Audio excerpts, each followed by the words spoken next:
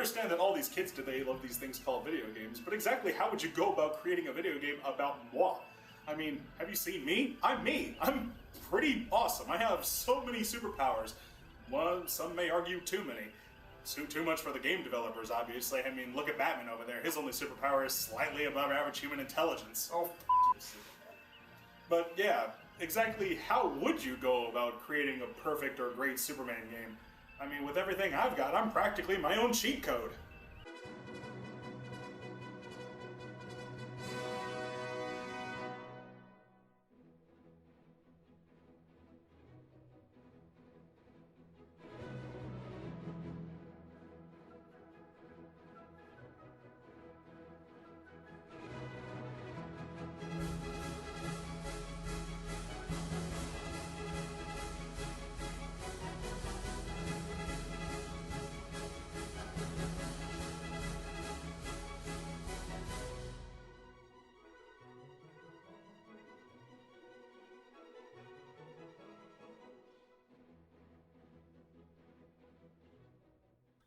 Well, let's see some early attempts. First up, Superman for the Nintendo Entertainment System. I'll watch over you. Now go, Superman. Oh, thank you. It's nice to know that the Statue of Liberty has my back. You know, when things get tough, it is important to find out who your real friends are. Because when the chips are down, you have— What? Why is the Statue of Liberty talking to Superman? Was this some sort of team-up that happened in DC Comics in the 80s? Oh, anyway, whatever. This game is weird. I mean, for one, I'm not fond of the art style. Superman looks like one of those Funko Pop figures you find at Hot Topic. This game is non-linear, where you go through Metropolis as Clark Kent or Superman fighting crime and completing missions. The gameplay style is very similar to Castlevania II: Simon's Quest, and to be fair, these games were like early attempts to an open-world adventure, but they were really a where the hell do I go and what the hell do I do kind of adventure. The game has a superpower bar, and you can collect icons to increase the supply of specific powers. On the select screen, you can scroll through these powers and select the ones you want to use in specific locations, and or for specific situations. In this game, to jump, you have to press up. When up is jump, it just seems to mess with the whole control scheme. This game does have a lot of flaws, but it actually is not a horrible game. If you are a Superman fan and you play it long enough and get used to it, you can actually find yourself having a lot of fun with it. But it is safe to say, it won't be on any top 10 NES lists anytime soon. Let's double the bids and take a look at Superman for the Sega Genesis. Alright, this is a perfect match. The Man of Steel and Blast Processing. Oh, wait, come on, no! Oh, damn it!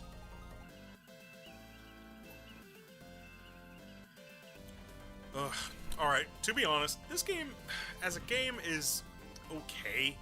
The graphics are appealing and the controls are functional, but as Superman, yeah, I just don't feel very superish. So, why are you just walking around? Because maybe I just feel like walking around. You know, sometimes Superman even likes being on the floor sometimes. You know, Superman grounded after all. I mean, I can walk from one place to another too, you know. They're using kryptonite? Yes. The way the game gets around the overpowered thing is that here, it picks and chooses when to use certain powers, depending on the stage you're on.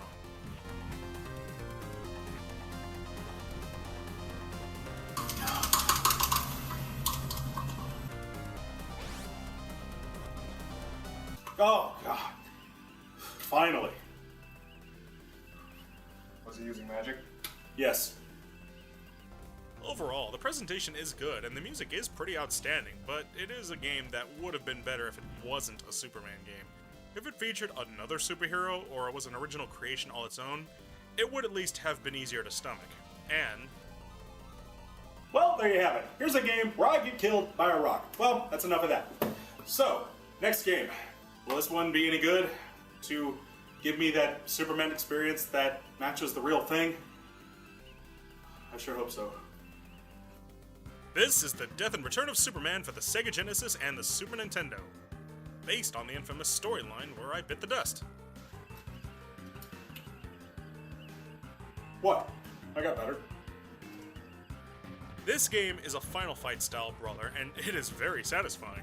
Take that, criminal scum! My favorite part is throwing people around. Yeah! Along with Superman, you also get to play as Cyborg Superman, Eradicator, Steel, and the Metropolis Kid. but they all perform pretty much the same. Both the SNES and Sega versions function basically the same, just with slight differences in the art style, sound effects, and the music.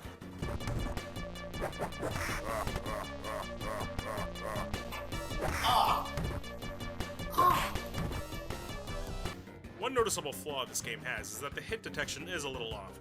For example, when you aim for the head, you connect with the midsection. But this is in no way a game killer. Was that a kryptonite chainsaw? I'm not going to tell you again, man in the bat suit. And yes, it was! Scoff if you will, Death and Return of Superman may not be able to avoid all the problems with having Superman in a game, but at least it is fun, playable, and a satisfying experience. Honestly, you might want to give this one a try. You may just like it. It isn't half bad. See, I told you, it's a great game. Well, boys and girls, be sure to join us next time, where Batman and Superman get animated. Haha, see what I did there? Ah! I'm so sorry, Bats.